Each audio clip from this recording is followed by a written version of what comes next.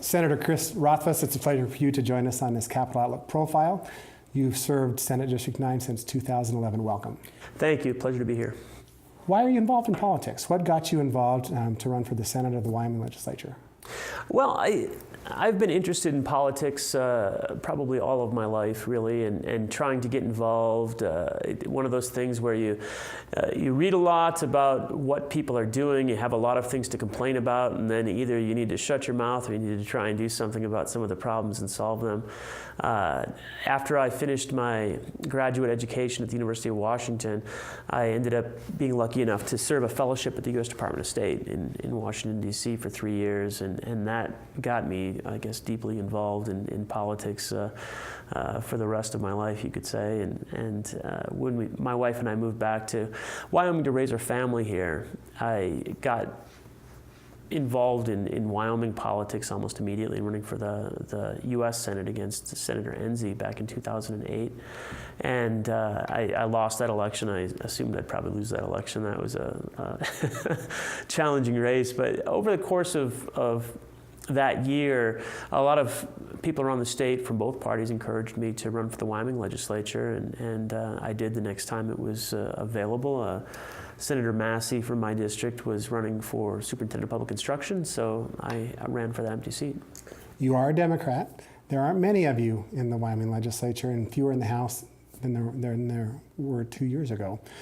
What is it about the message, your policies, your ideas, that maybe aren't resonating with Wyoming voters yet, or at least at the present time?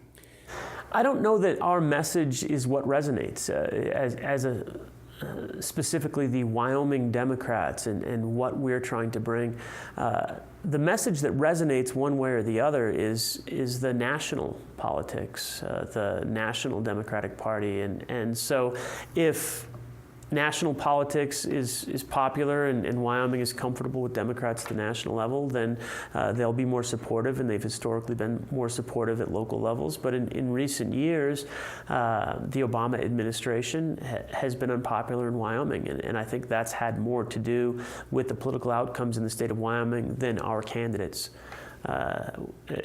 We have run very good candidates, and honestly, when we sit down one-on-one and meet with moderates and meet with independents, then our message does resonate. But the way engagement works in the state of Wyoming, the way you have effectively 75% of the voters in the state default to a Republican vote, it's challenging to get out and actually have the ability to sway all of those independent voters and try and move against the tide. You work in a citizen legislature where your party is not even represented on every committee. Yeah, we've gotten to a point in the Senate where it's unhealthy.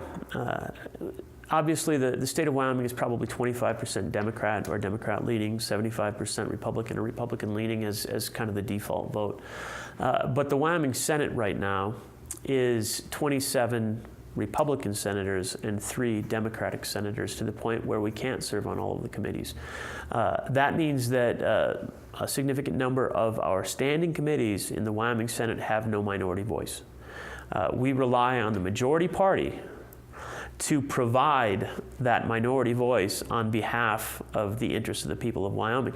And it doesn't matter which party you're talking about. A one-party system is a flawed system. It's not in the best interest of the people, because you need that tension in government to make sure that you're identifying flaws and figuring out what the best way to move forward is. And if you don't have somebody that is not only allowed to provide that minority voice, but obligated to provide that minority voice and provide the criticism of proposed policies, then you lose an essential check which is supposed to be built into this system.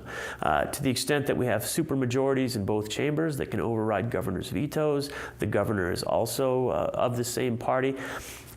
We've gotten to the point where we're significantly out of balance for what would be reasonable representation for the people of Wyoming. But that's not the kind of thing that people take to the ballot box when they're making the decision. They're not looking at that bigger picture of, well, what's my ideal ratio of Democrats to Republicans in the legislature, and what should the balance of power be? You know, they're given their menu of choices, and they'll tend to vote the party of their their belief or the party they grew up with. You're not afraid to articulate your views on the floor of the Senate, but how frustrating is this been for you, bill after bill, year after year, being with such a, for lack of a better term, super minority?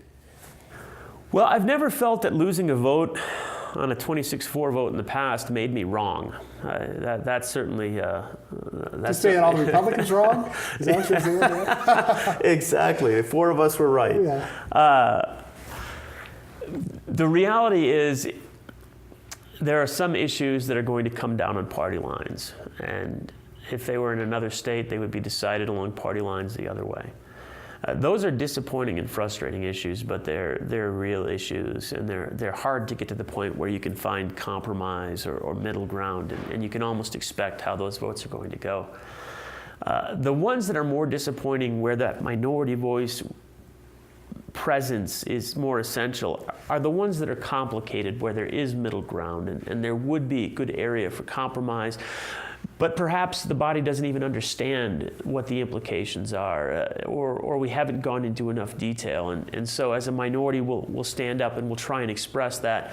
But there's just not enough voices. There's not enough of a core or a group of us to really challenge some of the bad policies that we move forward, and they end up passing. This discussion on revenue. It's happening. We have a revenue committee.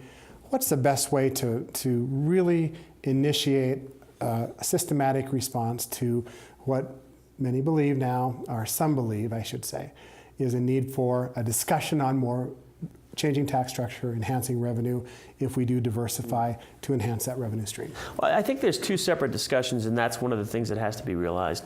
Diversifying the tax structure does not even mean increasing revenue. We need increased revenue right now because we have a budget shortfall. Even if we didn't need increased revenue, we need a diversified tax structure. And that can be done while balancing taxation in a way that doesn't lead to a substantial increase or really any increase at all.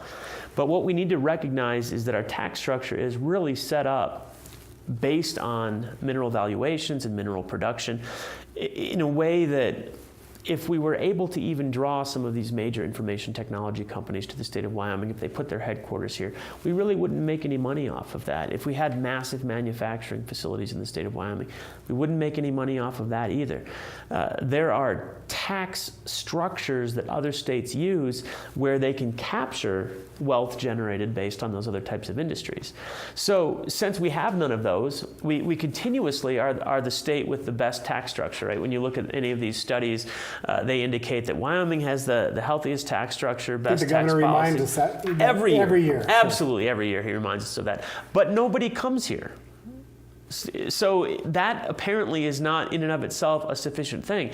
It turns out, the governor put together some meetings with industry trying to find out, what do you need? Why aren't you coming to Wyoming? And we had some dinners, and I attended those dinners. The governor was kind enough to invite me to participate in those meetings. And it turned out that the tax structure really wasn't their concern so much as a highly trained workforce, a sufficient infrastructure in place to do their business, and honestly, air service. That was one of the critical components. All things that you need a significant So Casper is the only place in base. Wyoming that this kind of diversification can occur? Cheyenne also potentially because they draw Proximity. from the Front Range, Mm-hmm. and that's really what it comes down to. And even those places still aren't necessarily big enough to draw the biggest of the bigs. So it isn't just about low taxes. It's about a tax structure that leads to the services and amenities and state responsibilities that these larger companies that we would want to diversify towards require to operate their business. And that's a discussion that's difficult. It's a complicated discussion. It takes people who are serious and are not afraid to talk about taxes. And easily half of our legislators don't even want to say the word tax in a public place because they think they'd lose their seat.